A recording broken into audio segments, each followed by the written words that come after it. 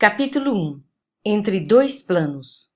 Esplendia o luar, revestindo os ângulos da paisagem de intensa luz. Maravilhosos cúmulos a oeste, espraiados no horizonte, semelhavam-se a castelos de espuma láctea, perdidos no imenso azul. Confinando com amplidão, o quadro terrestre contrastava com o doce encantamento do alto, deixando entrever a vasta planície recamada de arvoredo em pesado verde escuro.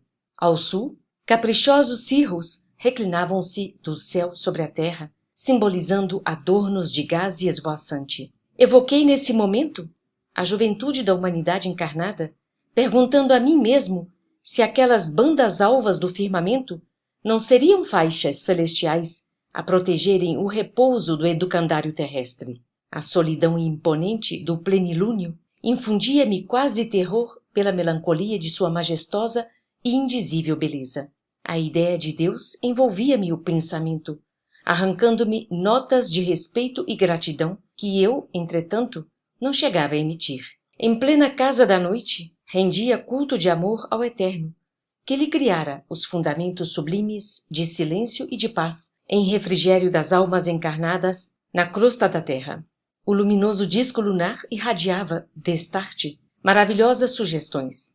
Aos seus reflexos, iniciara-se a evolução terrena e numerosas civilizações haviam modificado o curso das experiências humanas. Aquela mesma lâmpada suspensa clareara o caminho dos seres primitivos, conduzira os passos dos conquistadores, norteara a jornada dos santos. Testemunha impassível, observara a fundação de cidades suntuosas, acompanhando-lhes a prosperidade e a decadência. Contemplara as incessantes renovações da geografia política do mundo.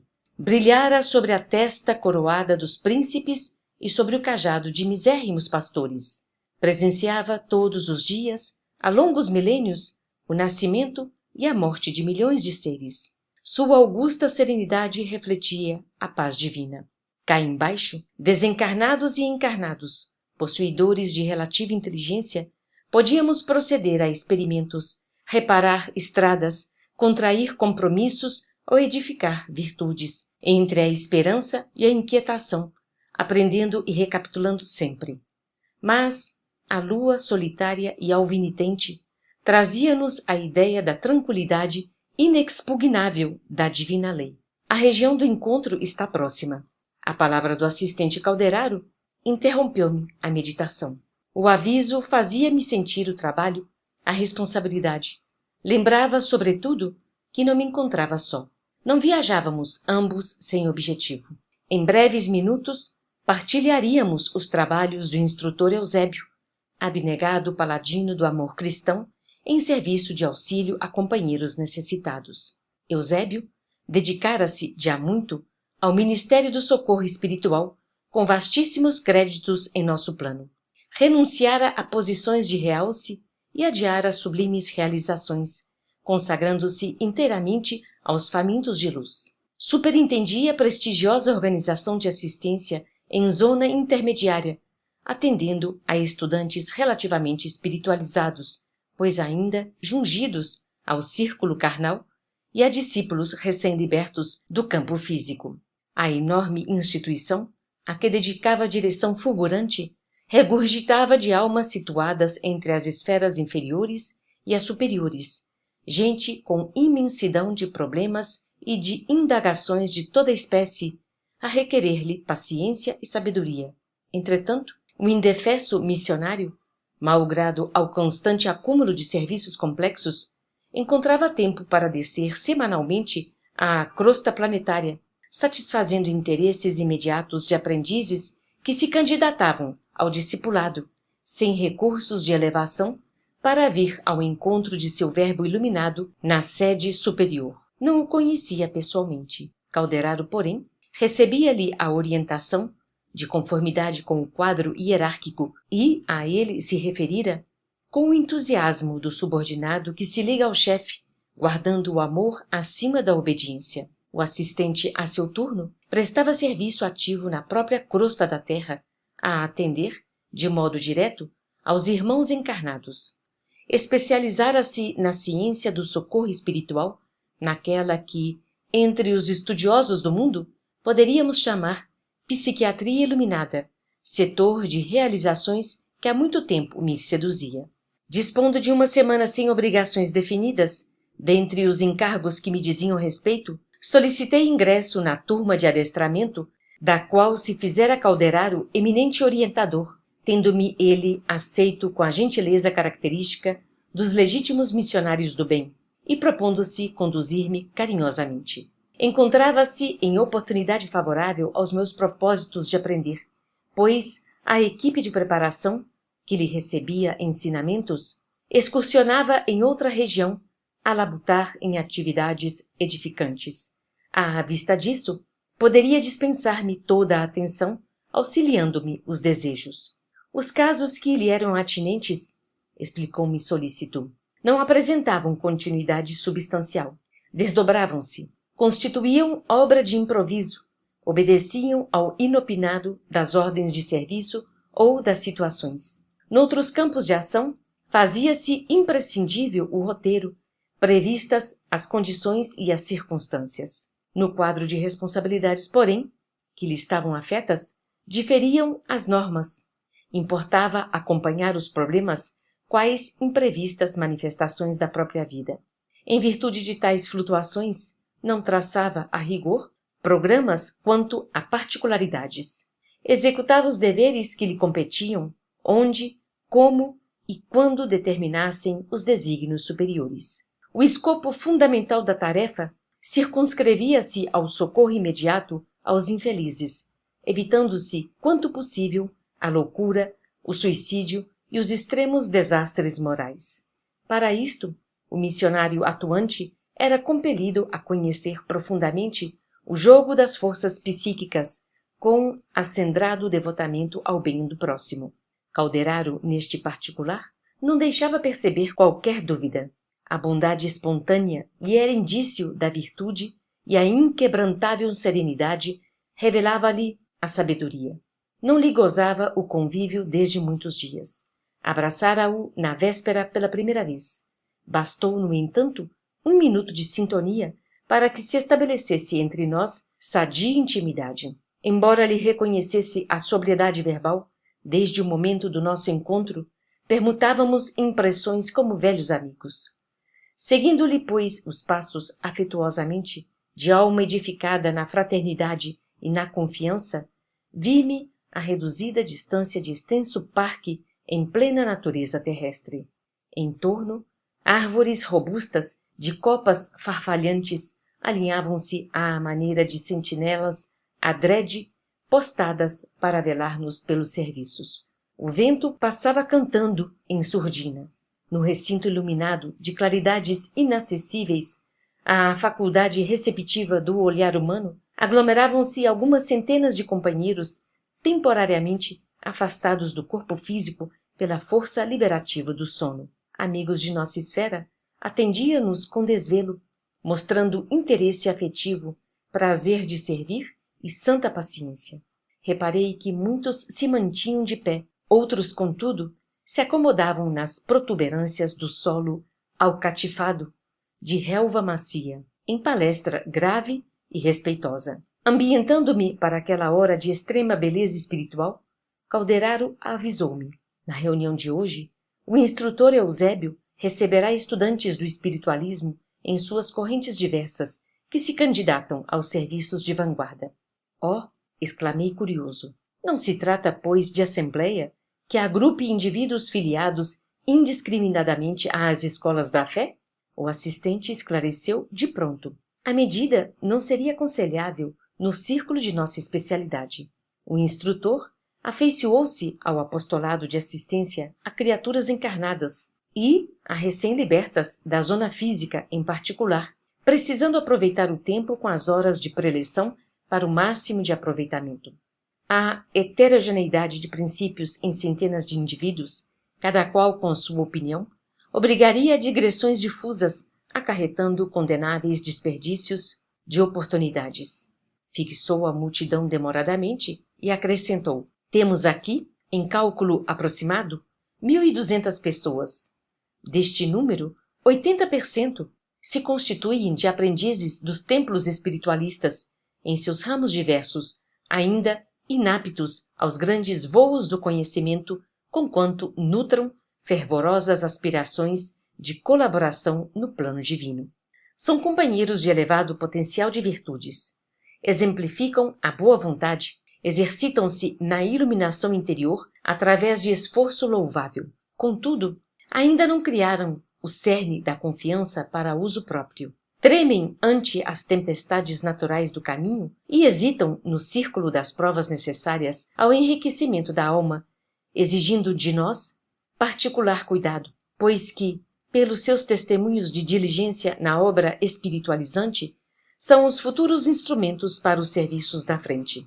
Apesar da claridade que lhes assinala as diretrizes, ainda padecem desarmonias e angústias que lhes ameaçam o equilíbrio incipiente.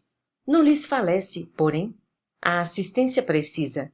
Instituições de restauração de forças abrem-lhes as portas acolhedoras em nossas esferas de ação. A libertação pelo sono é o recurso imediato de nossas manifestações de amparo fraterno. A princípio, recebem-nos a influência inconscientemente. Em seguida, porém, fortalecem a mente, devagarinho, gravando-nos o concurso na memória, apresentando ideias, alvitres, sugestões, pareceres e inspirações beneficentes e salvadoras, através de recordações imprecisas. Fez breve pausa e concluiu. Os demais são colaboradores de nosso plano em tarefa de auxílio. A organização dos trabalhos era digna de sincera admiração. Estávamos num campo substancialmente terrestre. A atmosfera, impregnada de aromas que o vento espargia em torno, recordava-me o lar na terra, contornado de seu jardim em noite cálida. Que teria eu realizado no mundo físico se recebesse, em outro tempo, aquela bendita oportunidade de iluminação? Aquele punhado de mortais, sob os raios da lua, afigurou-se-me assembleia de privilegiados, favorecidos por celestes numes. Milhões de homens e mulheres a dormir em cidades próximas, algemados aos interesses imediatos e ansiando a permuta das mais vis sensações, nem de longe suspeitariam a existência daquela original aglomeração de candidatos à luz íntima, convocados à preparação intensiva para incursões mais longas e eficientes na espiritualidade superior. Teriam a noção do sublime ensejo que lhes aprazia? Aproveitariam a dádiva com suficiente compreensão dos valores eternos? Marchariam desassombrados para a frente ou estacionariam ao contato dos primeiros óbices no esforço iluminativo? Calderaro percebeu-me as silenciosas perquirições e acrescentou: nossa comunidade de trabalho se dedica essencialmente à manifestação do equilíbrio. Não ignoras que a codificação do plano mental das criaturas ninguém jamais a impõe. É fruto de tempo, de esforço, de evolução. E o edifício da sociedade humana, em o atual momento do mundo, vem sendo abalado nos próprios alicerces, compelindo imenso número de pessoas a imprevistas renovações. Certo, não te surpreenderás se eu disser que, em face do surto da inteligência moderna, que embate na paralisia do sentimento, periclita a razão. O progresso material atordoa a alma do ser humano desatento. Grandes massas, há séculos, permanecem distanciadas da luz espiritual. A civilização puramente científica é um Saturno devorador e a humanidade de agora se defronta com implacáveis exigências de acelerado crescer mental. Daí o agravo de nossas obrigações no setor da assistência. As necessidades de preparação do espírito intensificam-se em ritmo assustador. Nesse instante, alcançamos a multidão pacífica. Meu interlocutor sorriu, frisando: o acaso não opera prodígios. Qualquer realização há que planejar, atacar, pôr a termo. Para que o ser humano físico se converta em ser humano espiritual, o milagre exige muita colaboração de nossa parte. Lançou-me olhar significativo e concluiu: as asas sublimes da alma eterna não se expandem nos acanhados escaninhos de uma chocadeira. Há que trabalhar, brunir, sofrer. Nesse momento, aproximou-se alguém dirigindo-nos a palavra. Era um solícito companheiro, informando-nos que Eusébio penetrara o recinto.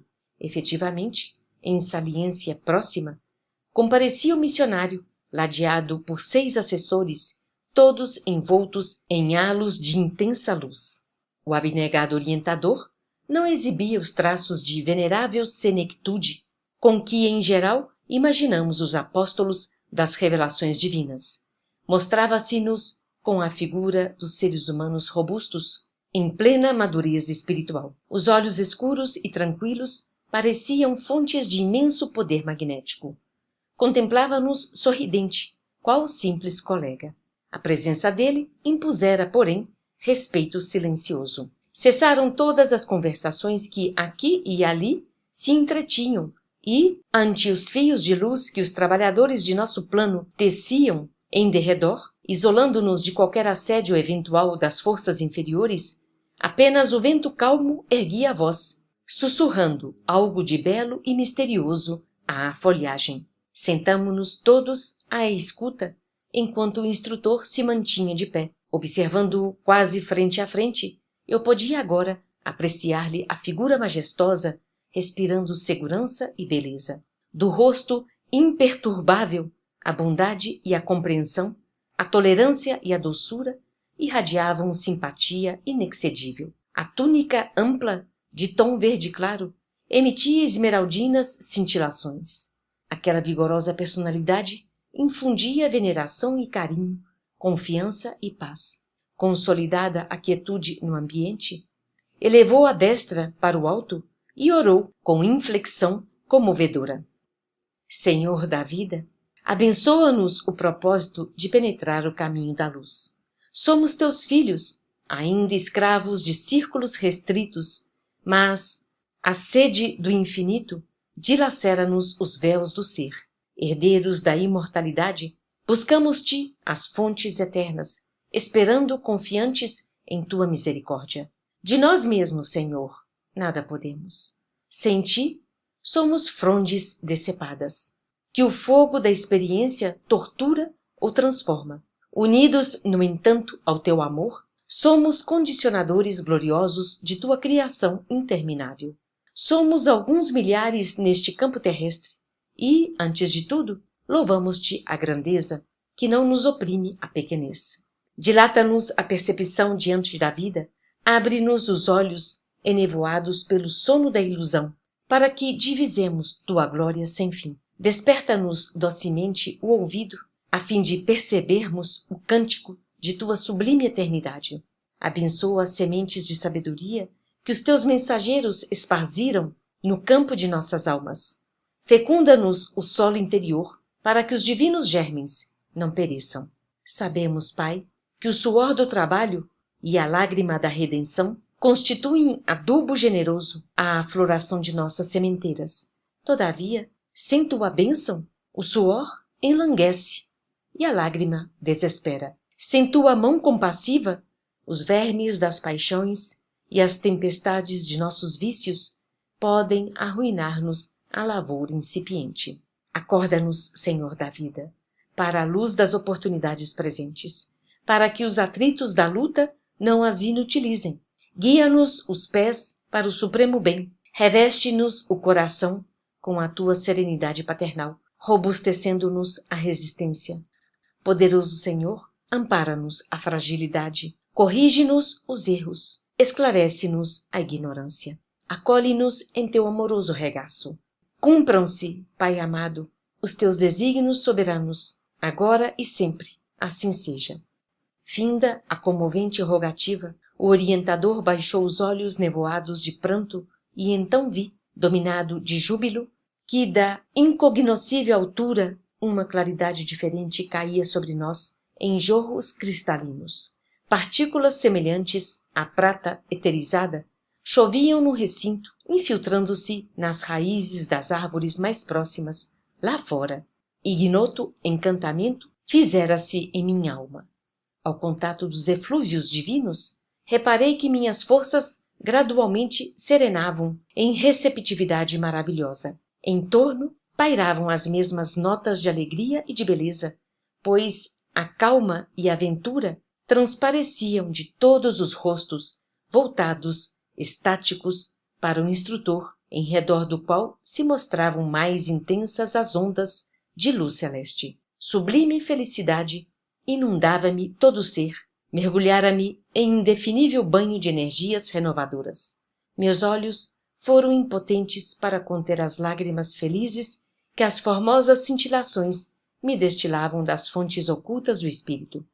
E, antes que o nobre mentor retomasse a palavra, agradeci em silêncio a resposta do céu, reconhecendo na prece, mais uma vez, não só a manifestação da reverência religiosa, senão também o recurso de acesso aos inesgotáveis mananciais do divino poder.